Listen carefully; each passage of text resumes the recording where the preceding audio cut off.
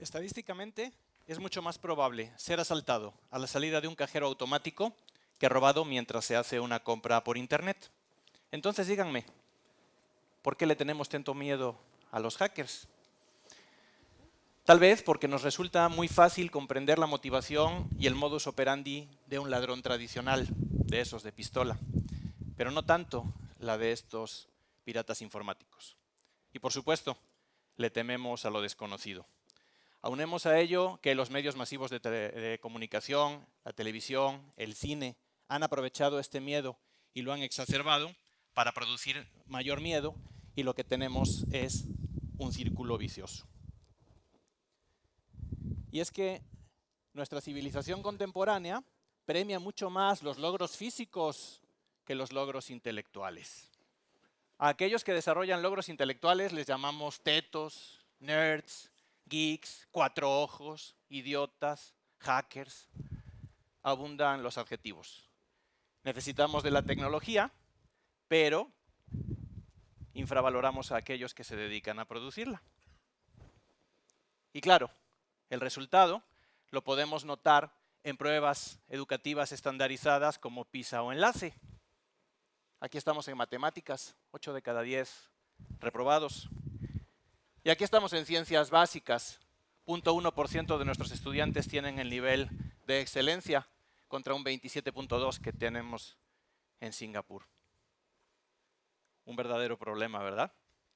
Las personas que producen la tecnología no son queridas, y cuando un muchacho demuestra tener el talento para hacerlo, el sistema parece que lo hace a un lado. Sin embargo, necesitamos de los hackers. Hoy en día no es necesario ser un ladrón para ser un hacker y ganar dinero de manera honrada. No es necesario violar la ley. Así lo han demostrado los dos Steves, Wozniak y Jobs. Seguramente los conocen, son dueños de una pequeña empresa llamada Apple. O este señor también se consideraba un hacker de joven. Bill Gates, dueño de otra pequeña empresa llamada Microsoft. O para los que son más jóvenes, probablemente Mark Zuckerberg, el creador de Facebook. Menos conocido, pero más cercano a nosotros, el mexicano Miguel de Icaza. Él es el creador de un ambiente de ventanas para Linux que se llama GNOME. Deberíamos estar formando hackers en nuestras universidades. Deberíamos convertirlos en rockstars, en iconos culturales, en figuras a seguir por nuestra juventud. Pero, ¿cómo vamos a hacer para formar hackers si ni siquiera los entendemos? Tal vez valga la pena meterse a la mente de un hacker, meterse a la piel de un hacker para tratar de entender sus motivaciones. Les voy a platicar la historia de uno de ellos. De niño era despierto, pero nada fuera de lo común. La mayoría de sus maestros decían que no iba a tener grandes logros académicos porque se distraía mucho, era muy inquieto. Si fuera hoy en día, seguramente le diagnosticarían trastorno por déficit de atención y le meterían unas cuantas pastillas para que se estuviera calmado. La historia de este aprendiz de hacker comienza en la década de 1980, cuando emigra de su país natal. Al principio, como le sucede a todo adolescente que sufre un cambio tan brusco en esa época, le costó mucho trabajo adaptarse. Una de las cosas que observó es que sus nuevos compañeros de escuela eran mucho más sofisticados que los que había dejado en su país natal. De hecho, la mayoría de ellos poseían computadoras, algo que era inaudito en su país. Su familia, haciendo un gran esfuerzo económico, le compró una computadora. Para ser precisos, esta que están ustedes viendo en la pantalla. Una microcomputadora de marca Aquarius. En esta computadora solo podía programar. Y solo podía programar en un lenguaje que se llamaba BASIC. Y para colmo de males, el manual venía en inglés.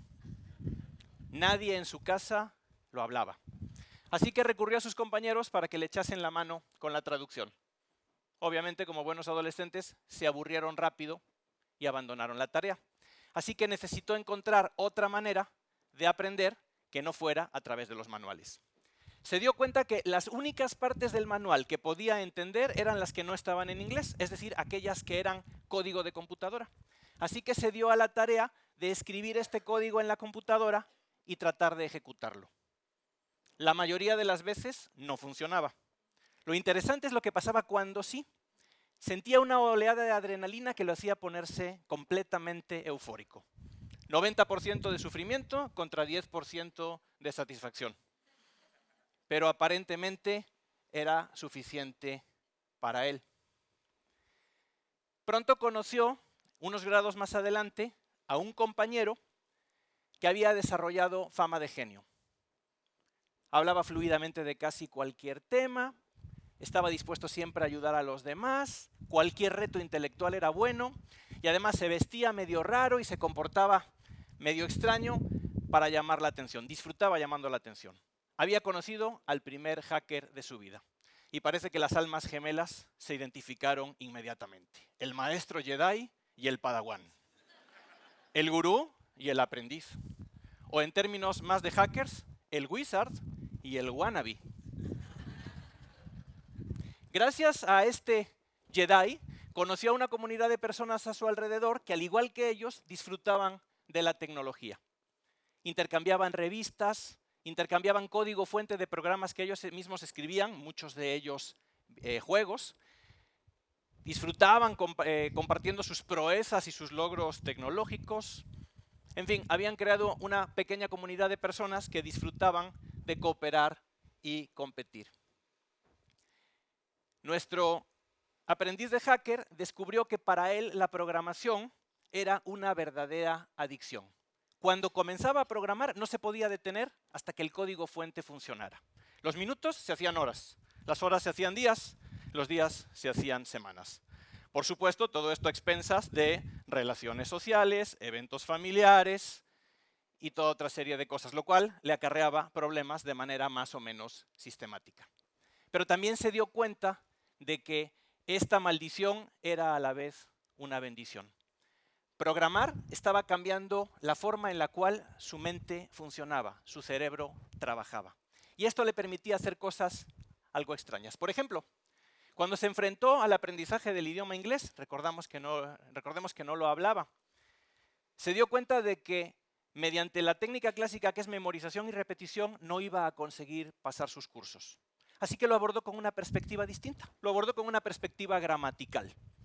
Utilizó la sintaxis del lenguaje. Descubrió que aproximadamente el 20% de los verbos en inglés son irregulares. Así que si escribía un programa de computadora que hiciera todas las frases como si los verbos fueran regulares, debía de sacar 8 de calificación. Lo hizo. Y pasó a la preparatoria. Pasó a inglés prácticamente sin saber nada del idioma. Sus clases de música eran un pretexto genial para que su computadora interpretase un divertimento de Mozart. En las clases de anatomía se ponía a dibujar píxel por píxel un esqueleto que bailase por la pantalla. Las clases de historia eran el guión para un videojuego de caballeros medievales. A sus ojos, todo era susceptible de verse a través del caleidoscopio de la computadora. La matemática, que a esa edad suele ser el coco para todos, para él se convirtió en una bendición. Porque si sabía geometría, podía dibujar líneas, curvas y polígonos en la pantalla. Si aprendía cálculo, podía utilizar las derivadas para encontrar irregularidades en las imágenes y así recortar las figuras que en ellas aparecían. Si sabía física, sus videojuegos de automóviles se comportaban más como los de la vida real. Conectaba cualquier cosa de las computadoras con sus necesidades de aprendizaje. Una cosa llevó a la otra y pronto se interesó en la electrónica. Así que comenzó a destripar cuanto aparato tenía a su alcance, su computadora incluida. Para gran sorpresa de su abuela, el estéreo de la casa reproducía las explosiones de las minas en un videojuego de submarinos. Confiscó la videocasetera de la familia y ahí grababa animaciones generadas por su computadora. El carrito a control remoto de su hermano lo controlaba la computadora y andaba caminando por la casa suelto todo el tiempo.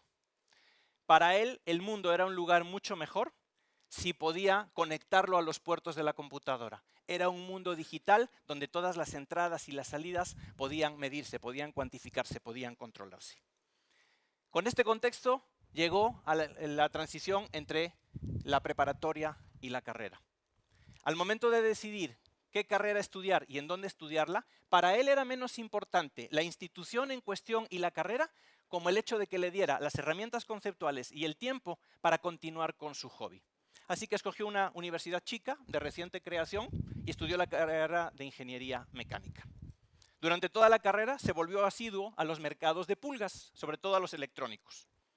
Fabricó un montón de instrumentos musicales MIDI, fabricó su propia computadora portátil utilizando restos de cajeros automáticos, fabricaba cables que le permitían conectar una computadora con otra para que hablasen.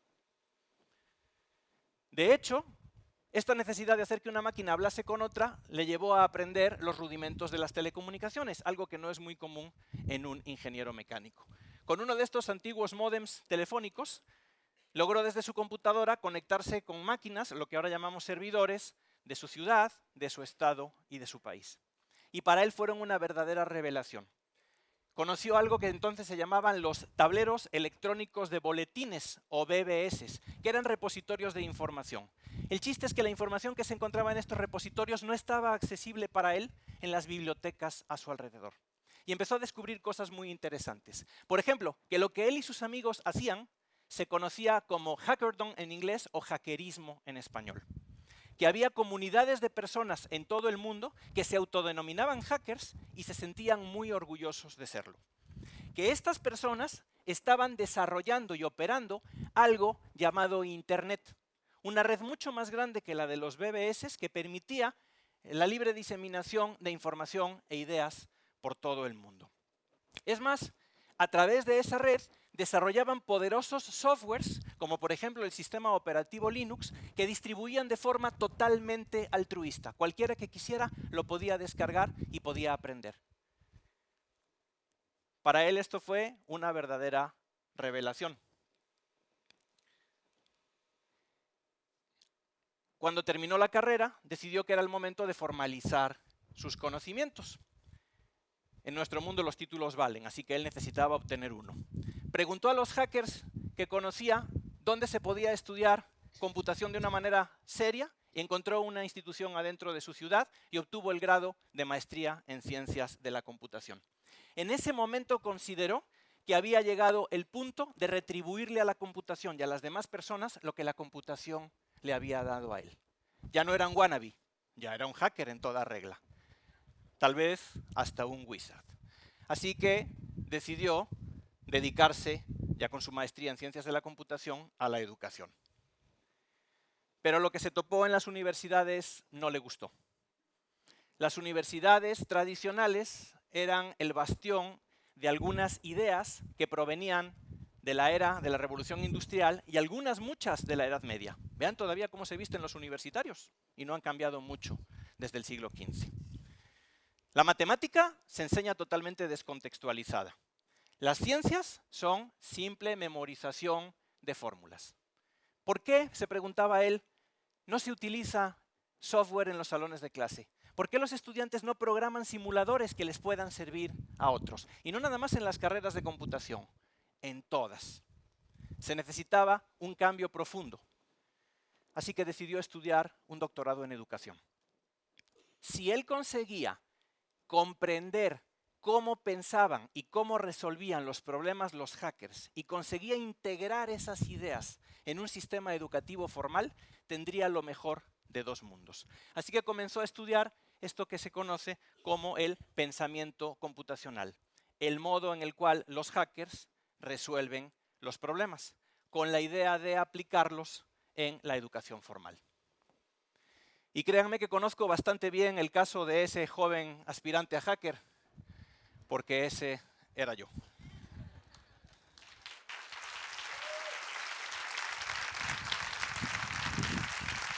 Y por cierto, todavía mantengo buena relación con mi maestro Jedi, que ahora es un colega doctor.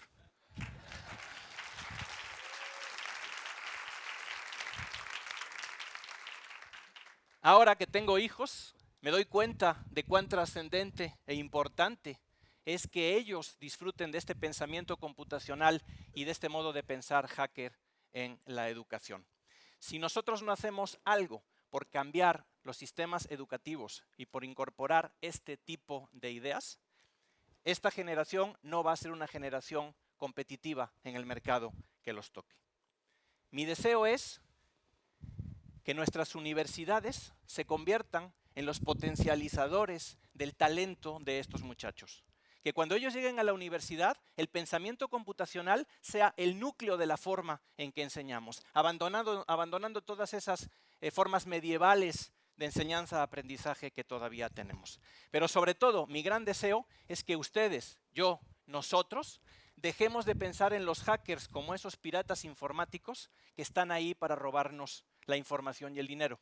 Y empecemos a pensar en ellos como aquellas personas que han desarrollado las herramientas conceptuales y el pensamiento lateral que les van a permitir resolver los cada vez más agudos y más divergentes problemas con que nos enfrentamos.